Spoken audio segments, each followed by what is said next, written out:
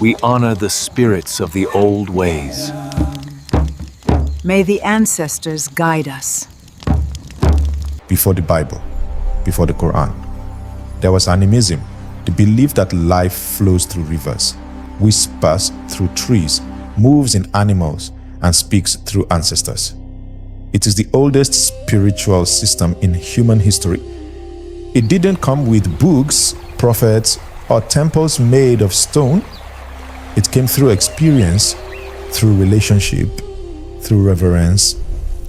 Animism wasn't just a belief, it was a way of seeing, a sacred understanding that the world was alive and that nothing was separate.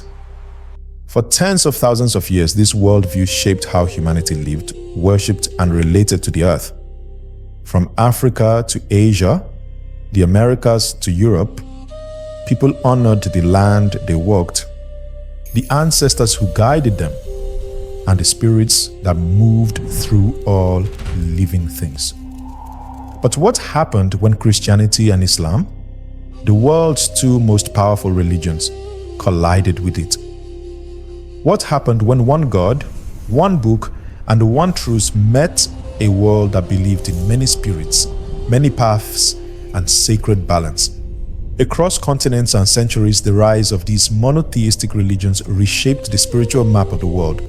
Shrines were burned, drums were silenced, ancestral wisdom was pushed on the ground. And yet, somehow, animism didn't vanish. It adapted. It survived in secret. It hid inside saints, rituals, and songs. It waited quietly beneath the noise. Today, the world is spiritually hungry again. People are searching for meaning beyond dogma, truth beyond fear, connection beyond doctrine. And that brings us back to a simple, powerful question. Is animism still alive? Or was it erased? If you feel the pull of something older, if you believe the old spirits never died, like and comment below. Because this is more than a history lesson. It's a remembering, and it starts now.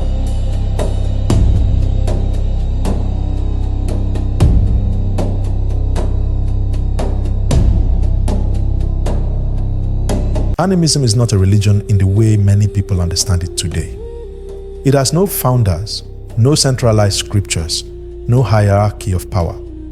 It is, at its root, a worldview, one of the oldest and most widespread the human race has ever known. At its core is a single, profound truth.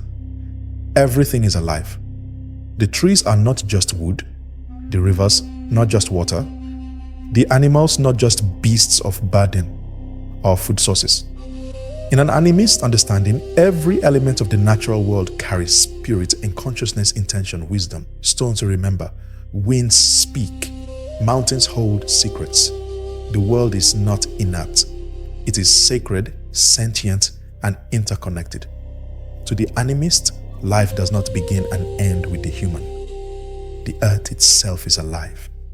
The animals are kin. The sky watches, and the ancestors never leave. They walk beside the living, whispering through dreams, guiding through signs, blessing or warning depending on the path one chooses. Animism teaches that everything exists in relationship, and that relationship demands respect. Rituals are not performed out of fear of divine wrath, but out of love, gratitude, and the desire to stay in harmony with the seen and unseen worlds. Modern society often labels animism as primitive, a relic of our uncivilized past. But in truth, animism is deeply philosophical. It asks questions about identity, consciousness, death, and the meaning of existence. It does not separate science from spirit or fact from feeling. It recognizes that intelligence isn't limited to human logic. It flows through the land, the wind, the dreams of children, and the silence of elders. To live animistically is to live in a state of reverent awareness where nothing is taken for granted and nothing is truly separate. It is a worldview of presence, of participation, of profound humility. This way of seeing was not localized to one tribe or continent, it was global. In West Africa, the Yoruba people recognized the Orishas, divine forces that governed nature and human behavior. Oshun flowed through rivers with sweetness and seduction. Shango rumbled in the thunder with justice and fire.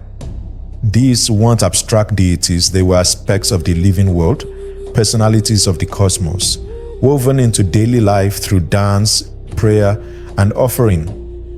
Each person was born with an Ori, a personal spiritual destiny, to be honored and aligned with through rituals and choices. Among the Igbo of Nigeria, the concept of chi held a similar place. Your chi was your inner spark, a spiritual double, a guardian, a mirror of your highest self. It was not something you prayed to for favors, it was something you listened to for guidance. To be in alignment with your chi was to be in alignment with truth, justice, and cosmic law.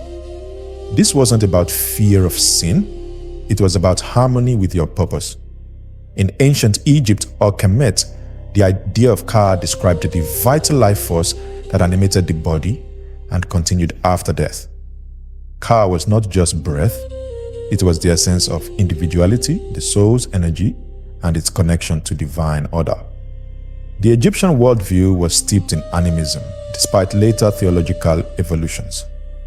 Temples were energetic centers, rituals aligned the soul with the cosmos, and nature was imbued with cosmic law, Ma'at, the principle of truth, balance, and harmony. Even the Great Nile was seen as a sacred being, not just a river. In Japan, Shinto tradition speaks of the kami, spiritual presences that dwell in everything from trees to mountains to ancestors. There are no strict doctrines or commandments. Instead, there is reverence for the seasons, the cycles, the spaces where spirit and form meet. Kami are not distant gods, they are near. They are in the cherry blossoms, the stones in the garden, the breath before a bow. Rituals in Shinto are not acts of submission, they are gestures of honor. Native American traditions also pulse with animistic wisdom.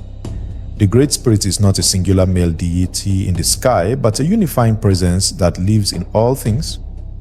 Animal totems are not mascots. They are spiritual kin.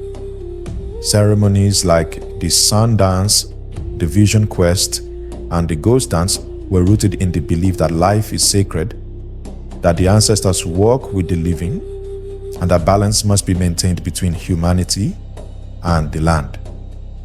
When a hunter killed, they offered tobacco and prayer. When a child was born, the tribe sang to the stars and to the bones of those who came before. In the ancient Celtic world, animism was rooted in the forests. Sacred groves were natural temples. Certain trees were considered elder beings, holders of memory and power. The oak, the yew, the ash, each held its own spirit. Druids, the spiritual leaders of the Celts, were not simply priests, they were mediators between the human world and the world of spirit. They understood that the land was alive, that mist could be a message, and that the divine was closer than breath.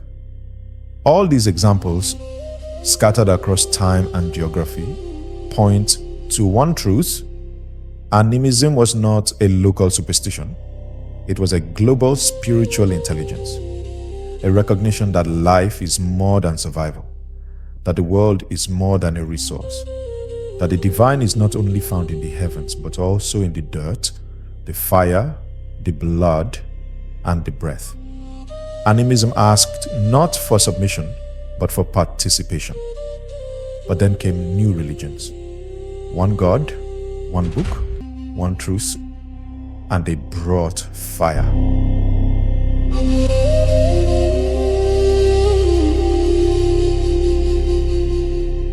When Christianity expanded beyond its Middle Eastern origins into Europe, Africa, Asia, and the Americas, it did not arrive quietly. It came hand in hand with empires, armed with scriptures, crosses, and a sense of divine mission. What it found in many of the lands it entered were not godly savages, as missionaries would later describe, but deeply rooted animist traditions shaped by centuries of relationship with the nature, ancestors, and spirit. These belief systems were not simply displaced, they were targeted. The Christian worldview, built on the idea of one supreme God, one holy book, and one singular path to salvation, could not tolerate a cosmos filled with spirits, forests that spoke, or ancestors that guided. In its eyes, animism was not just different, it was dangerous. Missionaries, often the spiritual arm of colonization, labeled animist traditions as witchcraft, idolatry, and devil worship. To believe in tree spirits was to be deceived by demons. To offer libation to ancestors was to consort with the dead.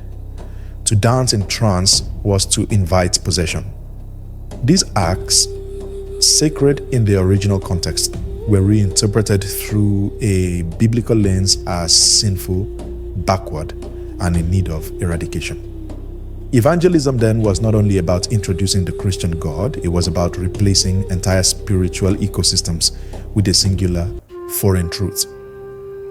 In many parts of Africa, the Caribbean, and the South America, colonization provided the perfect infrastructure for this spiritual takeover. European powers sent not only soldiers and traders, but priests and preachers. Shrines were razed to the ground and replaced with churches.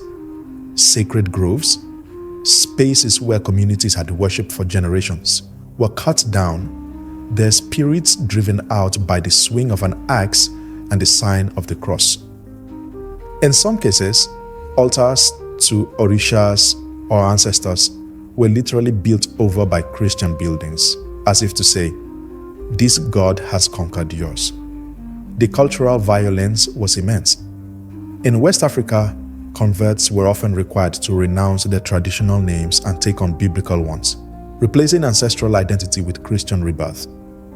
Dances that once honored spirits of fertility, thunder, and harvest were banned, deemed lewd or demonic. Drums, the heartbeat of ritual life, were silenced in many villages.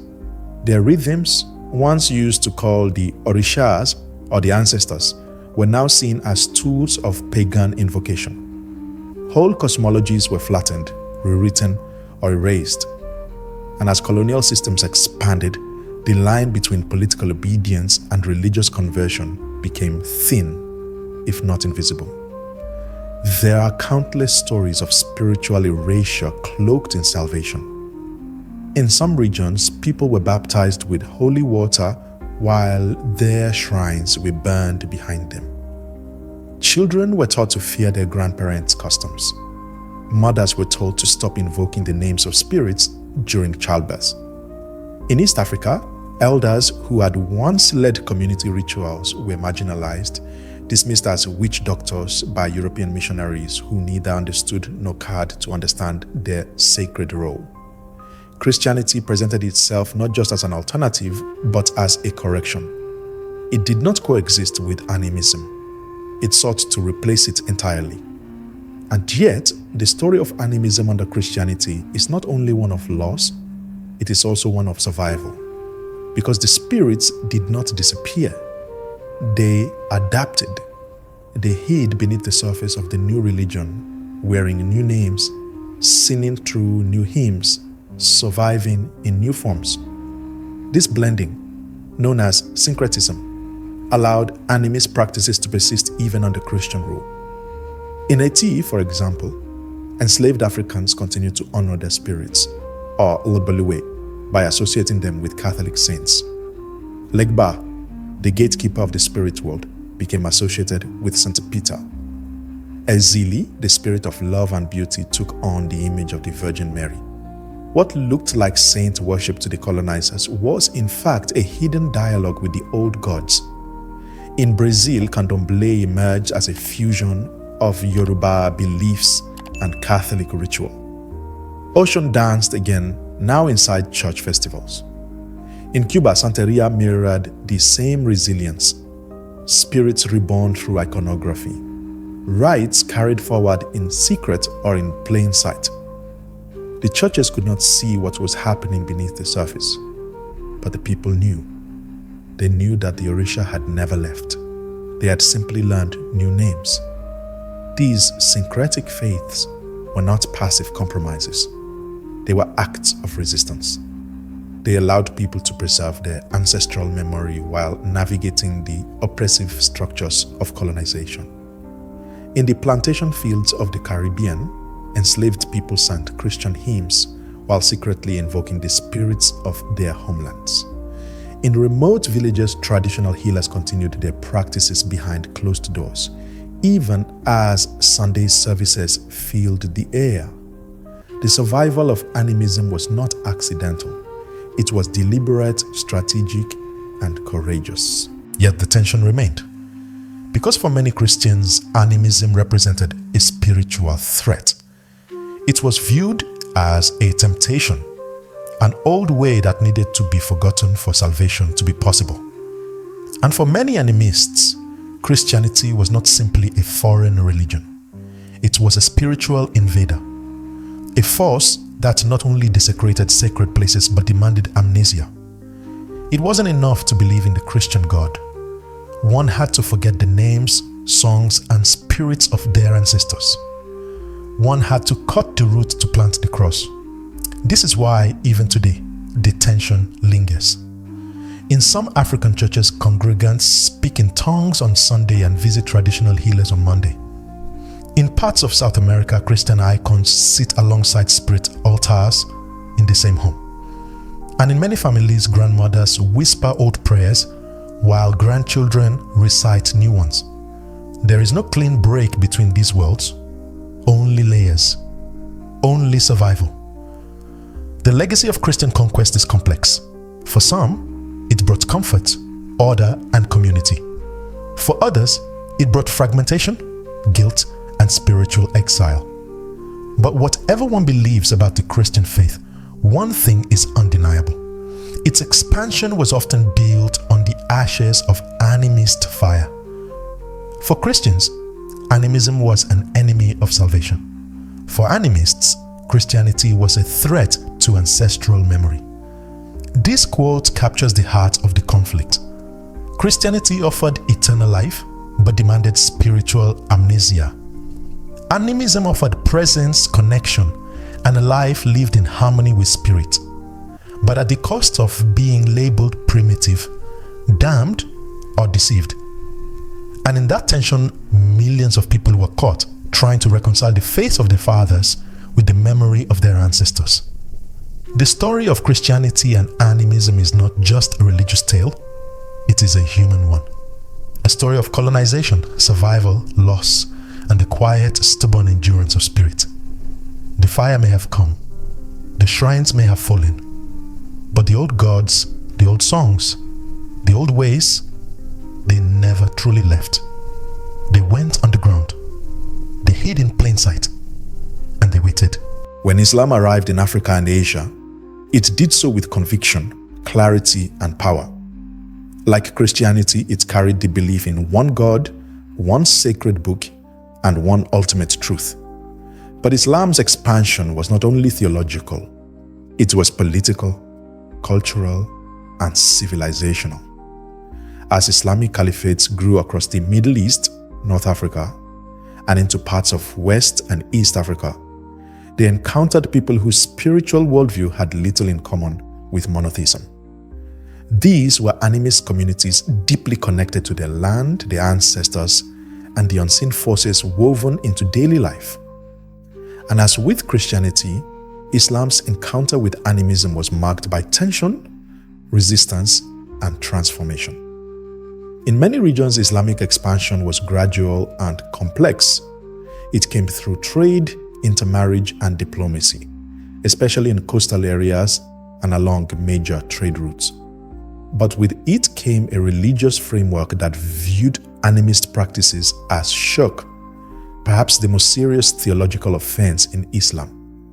Shirk is the act of associating partners with Allah, and in Islamic doctrine, it is seen as an unforgivable sin if not repented. Animism, which saw divinity in rivers, trees, ancestors, and spirits, was, from an orthodox Islamic perspective, a direct violation of Tawhid, the oneness of God. This spiritual conflict was not subtle, it was foundational. As Islam gained influence in Africa and Asia, traditional animist practices were increasingly outlawed or marginalized. Shrines dedicated to local spirits were destroyed or abandoned. Sacrifices, central to many indigenous ceremonies, were banned. Drums and dances once used to invoke ancestral or nature spirits were labeled as haram, forbidden. Islamic rulers seeking to purify their territories often enacted laws that criminalized these traditions. Entire communities were pressured or forced to abandon rituals that had defined their identity for generations. One of the most striking examples of this suppression can be seen in the history of the Hausa people of northern Nigeria. Before the rise of Islam in the region, the Hausa practiced a complex spiritual system centered around the Bori cult. Bori was a spirit possession tradition that involved trance, dance, and healing. Women played prominent roles, and the Bori spirits reflected a diverse spiritual ecosystem, including elements of nature, ancestors, and everyday emotional states. But as Islam took hold in Hausa society, Bori was condemned as pagan and un-Islamic. Rulers and religious leaders actively suppressed it, pushing it underground. Practitioners were forced to meet in secret, and many of the rituals that once occurred in public spaces were hidden behind closed doors. Despite these pressures, Bori did not disappear. It adapted, survived, and in some cases, blended with elements of Islam. This phenomenon, where animist and Islamic practices merged, is especially visible in the spread of Sufi Islam. Unlike the more rigid interpretations of the faith, Sufism embraced mysticism, the inner journey, and personal experience of the divine. In many African and Asian communities, Sufi orders became the bridge between Islam and indigenous spirituality. They introduced Islamic teachings while tolerating, sometimes even incorporating local rituals, beliefs, and sacred spaces. Sufi saints or marabouts became spiritual leaders not just for Muslims, but for entire communities that still held on to aspects of the animist past. Sacred shrines, often said to hold the baraka spiritual power of saints, became pilgrimage sites. Healing rituals involving herbs, chants, and ancestor invocation were practiced under the umbrella of Sufi Islam. In many places, these practices blurred the lines between what was Islamic and what was animist. Spirit healers were consulted for guidance, rituals for protection, or fertility continued, and the names of ancestors were spoken alongside the names of Allah. This blending was not always embraced by orthodox Islamic scholars or reformers. In North Africa, for instance, centuries of animist traditions, carried by Berber communities and older African cosmologies, were slowly erased under waves of Islamic reform. Mosques replaced sacred groves. Prayer replaced trance. Quranic law replaced local codes of honor and balance. In these regions, the goal was not just conversion, it was spiritual cleansing. The unseen world, once populated by a rich array of spirits and ancestral presences, was reduced to angels and jinn. The earth, once alive with divinity, became creation to be ruled, not relationship to be honored. Yet even in North Africa, traces remain. In Morocco, the veneration of saints continues. In Sudan, spirit possession ceremonies occur quietly away from the eyes of conservative authorities. Across the Sahel, people still leave offerings at crossroads or trees before heading into the mosque. These are not contradictions. They are remnants. They are proof that animism, though battered, refused to vanish completely. For centuries, the Islamic world has wrestled with these tensions. Some Muslims see no place for animist traditions in their faith. They view them as ignorance, superstition, or direct rebellion against Tawhid. Others, especially within Sufi and more culturally rooted interpretations, see a continuity, a deeper, older spiritual hunger that Islam was meant to satisfy, not erase. In communities where Islam have blended with indigenous ways, you'll find people who can recite Quranic verses fluently and still pour libations to their ancestors. They don't see a contradiction. They see a bridge. And that bridge, while fragile, is powerful. It speaks to the resilience of memory. It shows how even when legal systems criminalized old ways and preachers condemned them, people found a way to remember, a way to keep the old songs alive under the new language, a way to honor the earth while facing Mecca, a way to speak to ancestors while praising Allah. Still, the official stance of many Islamic authorities remains firm.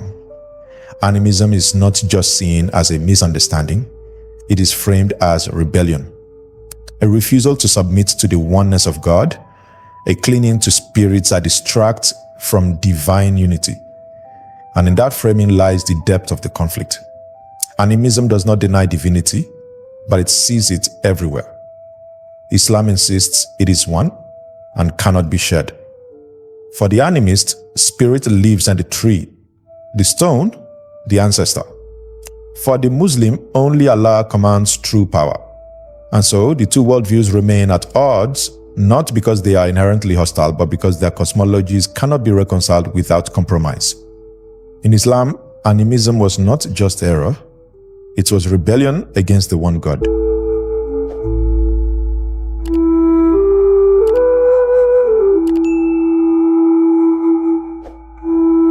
Animism is not confined to any one continent or culture. It is not a regional oddity or a pre-modern relic. It is a global spiritual memory, a pattern of belief that stretches across time and geography. Long before organized religion formalized spirituality into books, hierarchies, and commandments, animism was the shared language of the human soul. And though it may wear different names in different places, its essence remains the same. The world is alive, and we are part of that aliveness. From the mountains of Japan to the highlands of the Andes, from Celtic forests to Chinese ancestral altars, animism once formed the spiritual backbone of human civilization. But like in Africa, it would eventually face two of the most powerful forces of religious transformation in human history: Christianity and Islam. In Asia, animism remains more visible than in many other parts of the world, though even here it has been reshaped by waves of religious and political change. In Japan, Shintoism is a living example of an animist tradition that survived into the modern era. Shinto does not require belief in a single god or adherence to rigid doctrine. Instead, it honors the kami, spiritual beings or forces that dwell in natural objects, phenomena, and ancestors. Mountains, rivers, trees, even rocks can house kami. Rituals, festivals, and shrine offerings serve to maintain harmony between the human world and the kami. This is not superstition. It is a sacred logic, one that sees nature as a living partner, not a dead resource.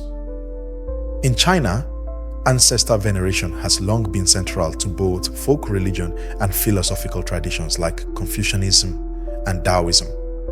Families maintain ancestral altars, offer food and incense to the spirits of the departed, and believe that the dead remain active in the affairs of the living. Harmony with nature, the balance of yin and yang, and the cyclical rhythms of time reflect a profoundly animistic view of the universe. Even as Buddhism and later communism sought to suppress or replace these practices, ancestor reverence endured. It survived not because it was sanctioned, but because it was remembered, kept alive in daily rituals, seasonal festivals, and family traditions. In India, before the rise of what we now call Hinduism, early Vedic spirituality was deeply animistic. The Vedas speak of gods in fire, Agni, wind, Vayu, water, Varuna, and dawn, Ushas. These were not distant deities but immediate presences, forces of nature worshipped through hymns and sacrifices. The sacredness of rivers like the Ganges, the personification of cows as divine beings, and the reverence for trees and mountains all point to a spiritual vision rooted in nature. Over time, Indian religion became more structured and philosophical, but the animistic threads still run deep, visible in village festivals, folk deities, and everyday rituals that predate the temples and texts. In Europe, animism once thrived in the forests and highlands, among the tribal and Celtic peoples long before Christianity swept across the continent. The Druids of the Celtic world held ceremonies in sacred groves, believed trees had souls, and regarded certain natural sites as doorways between the worlds. The oak, ash, and yew were not just trees. They were teachers, protectors, and elders. The solstices and equinoxes were sacred times to commune with the earth and the spirit realm. With the spread of Christianity, these traditions were labeled as pagan and violently suppressed. Sacred groves were chopped down, rituals forbidden, and the Druids themselves hunted or absorbed into the Christian priesthood.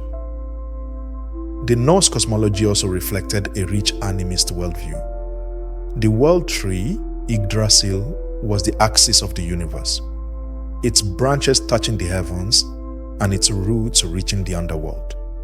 The gods themselves were bound by the laws of nature, not above them. Storms, animals, and even weapons had spirits. Runes were not just letters, they were symbols of magical power. But when Christianity came to Scandinavia, it came with force. Old temples were destroyed, idols burned, and those who clung to the old ways were either converted or killed. By the end of the first millennium, much of Europe's animist heritage had been buried under the weight of Christian doctrine. In the Americas, animism was the heart of life for indigenous peoples long before European contact. Native American traditions spoke of the Great Spirit, a unifying presence that lived in animals, rivers, and sky. Each tribe had its own stories, ceremonies, and sacred relationships with the land. Totem animals were not just symbols. They were kin, protectors, ancestors. In the Andes, the Inca revered mountain spirits known as Apus. In Mesoamerica, the Maya and Aztecs honored maize as a divine being, performing elaborate rituals to maintain balance between humanity and nature. The earth was not property, it was a mother, a being, a living reality to be honored, not conquered. But with the arrival of European colonizers came the dual forces of Christianity and empire. In both North and South America, missionaries destroyed sacred sites, burned codices, and banned indigenous rituals. Native languages were erased alongside spiritual traditions. Children were taken from families and forced into Christian boarding schools. Entire cosmologies were condemned as heresy. The conquistadors did not merely conquer land, they conquered spirit. Churches were built over temples, priests replaced shamans. And yet, just as in Africa and Asia, the old ways survived beneath the surface. Indigenous people disguised their rituals inside Christian festivals. They whispered their prayers in native tongues. They passed stories in secret, danced in the shadows, and remembered. The story repeats itself across the globe. Wherever Christianity and Islam expanded through conquest, animism was pushed aside, labeled primitive, sinful, or demonic. This wasn't just religious transformation, it was cultural erasure. The sacred trees were cut, the drums were silenced, the altars were buried, but something always lingered: memory, ritual, resistance. In every corner of the world, from the mountains of Japan to the plains of North America, from the Celtic groves to the African forests, people held on to the old songs. They carried the spirits forward in stories, in symbols, in secret. Today, those ancient ways are not extinct. They are rising. As the world faces climate collapse, spiritual alienation, and cultural fragmentation, more people are turning back to animism. Not out of nostalgia, but out of need. They are remembering that the earth is alive, that we are not alone, and that our ancestors are not gone. They are waiting. The global picture is clear. Animism was humanity's first faith. It was nearly buried beneath crosses and crescents, but it was never truly erased. It adapted, it disguised, and now it returns. Not to conquer, but to remind us of something we've always known deep down. The world is alive, and it remembers.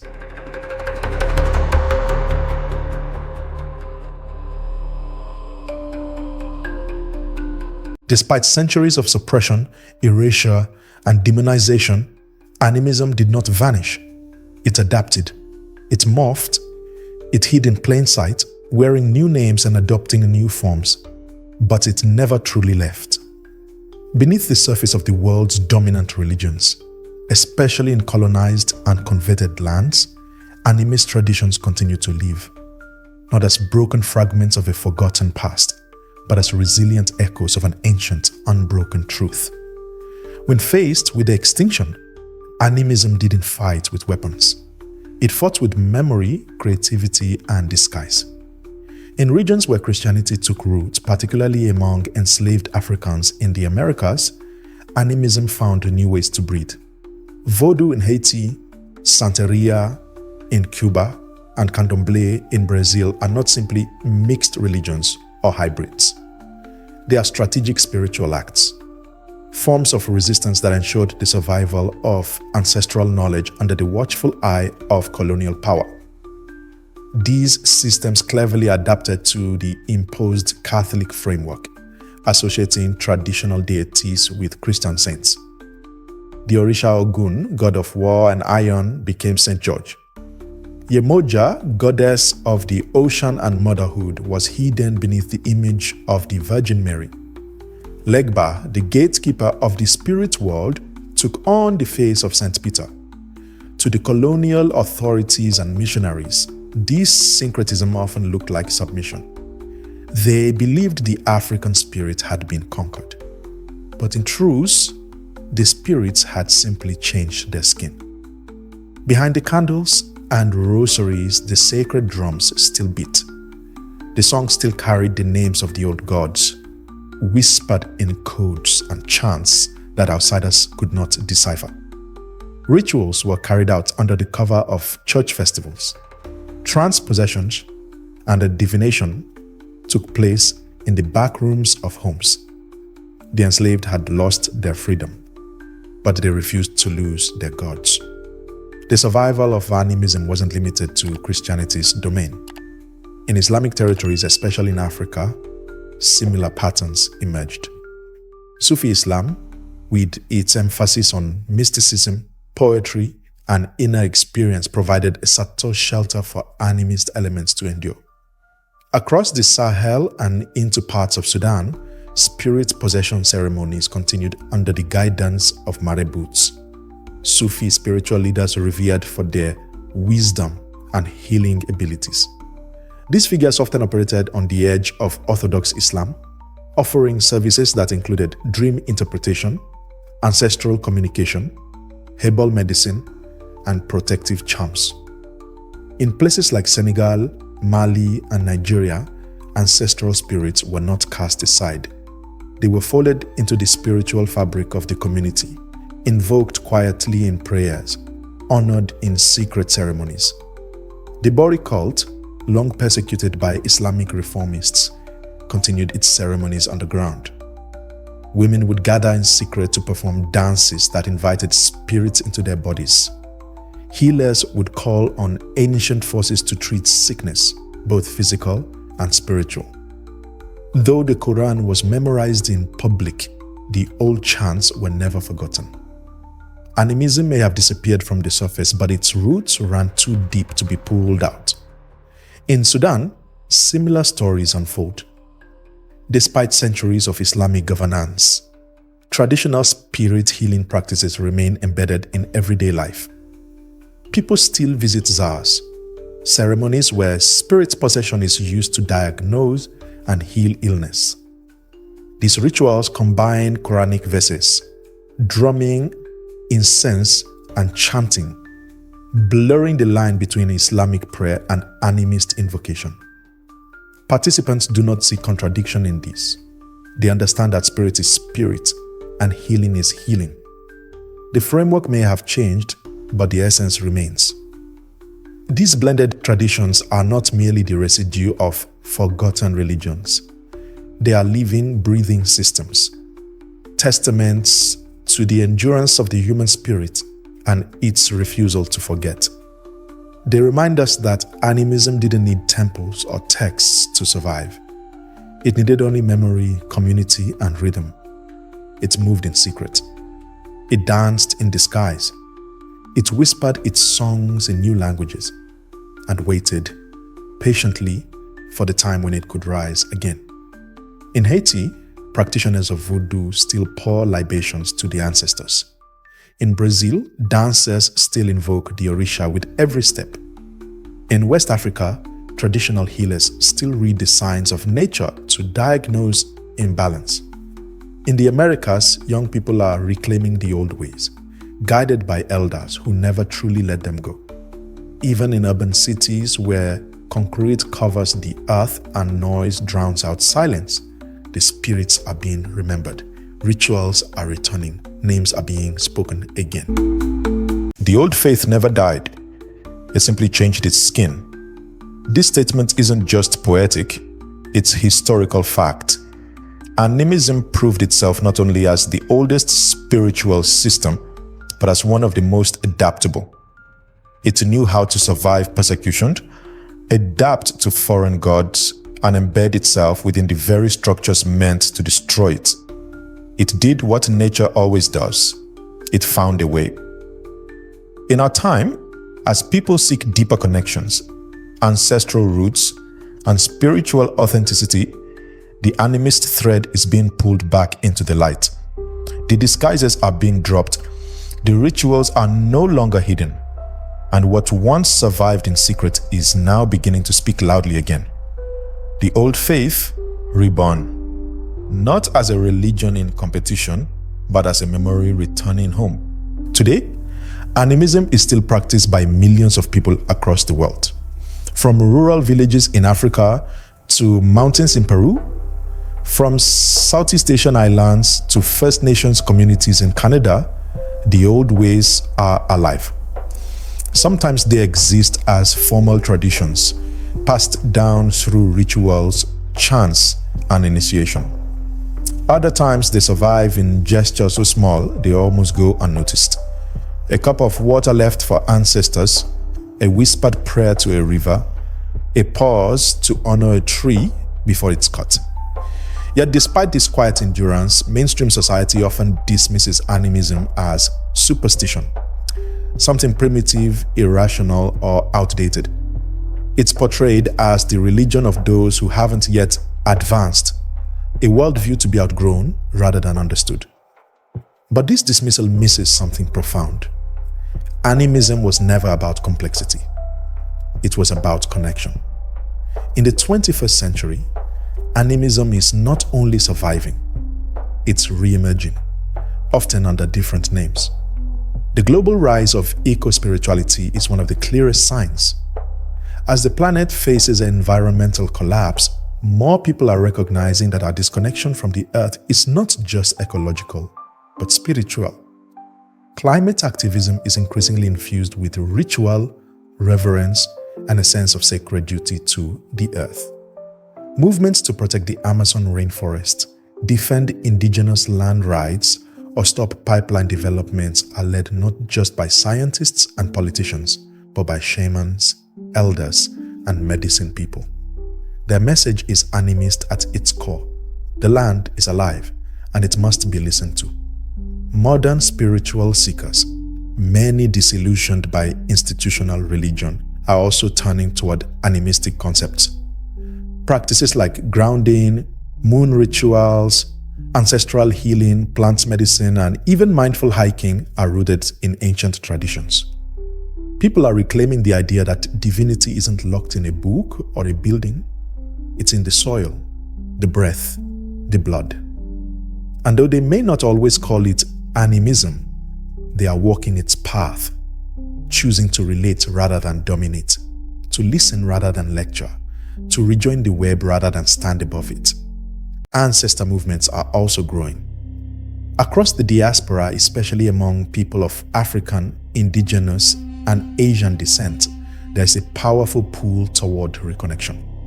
Reconnection not just to history but to memory, to the spirits that lived before us, who still walk with us if we remember to look.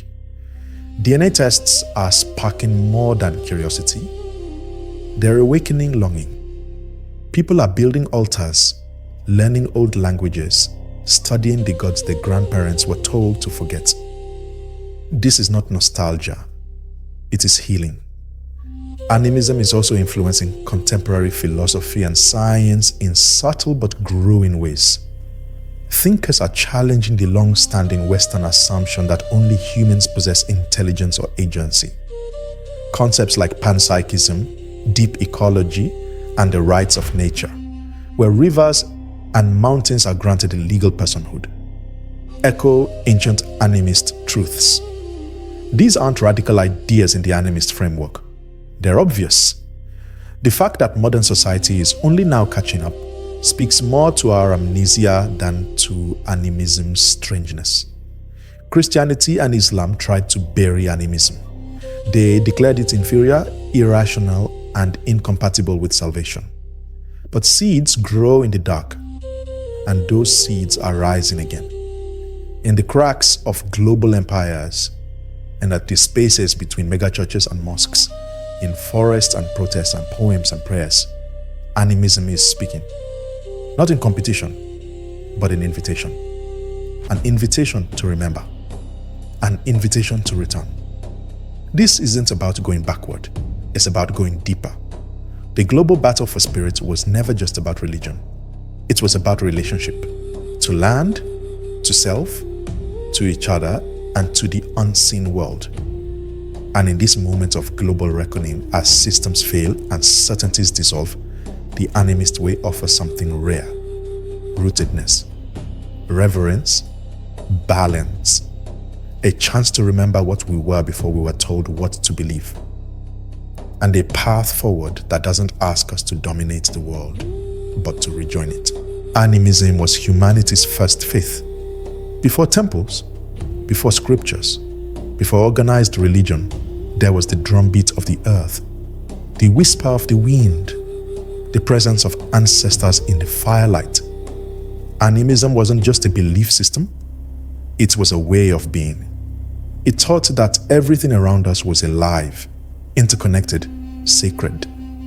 And though centuries of colonization, conversion, and control tried to erase it, animism never truly disappeared. It bent, but it did not break. It adapted, it hid, it waited. And now it is rising again, not just in old rituals, but in new awakenings. We've seen how Christianity and Islam, in their quest for universal truth, often crushed the spiritual systems that came before them. Shrines were destroyed, names were forgotten, and sacred lands were stripped of their meaning. But the story did not end there. Animism survived in secret dances, in coded prayers, in the rhythm of resistance. And today, it speaks again, not in the language of conquest, but of reconnection. Because this battle was never just about religion. It was about memory. To forget animism is to forget the oldest wisdom of the human race, that the world is alive and we are never alone, that the wind carries messages, that the land holds memory, that the dead still walk with us, and that spirituality is not something we inherit. It is something we live every day in relationship with everything around us. If you believe the spirits never died, that they've simply been waiting for us to remember, then leave a comment and tell us which traditions or teachings called to your soul. Like this video if you feel that spark of ancestral truth stirring in your bones. And subscribe to History Store for more stories that awaken, challenge, and remember. Share this story with someone who's searching. Someone who needs to hear that the oldest faith is still alive. That it never needed saving. Only remembering